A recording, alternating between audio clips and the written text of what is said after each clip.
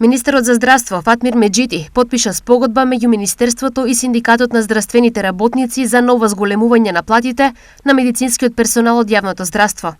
Како што е наведено во соопштението од Министерството за здравство, станува збор за утврдување најниска плата на вработените во здравството и ќе се операционализира покачувањето од 10% за сите вработени во здравството, предвидено со општиот колективен договор.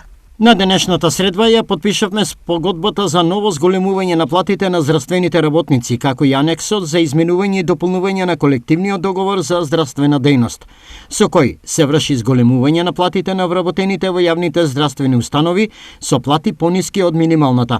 Ова е второ покачување на платите на здравствените работници годинава. Истакна на средбата министерот Меджити. Поединечни колективни договори ќе бидат склучени со самостојниот синдикат на вработените во универзитетските клиники, центри, клинички болници и други јавни здравствени установи во државата.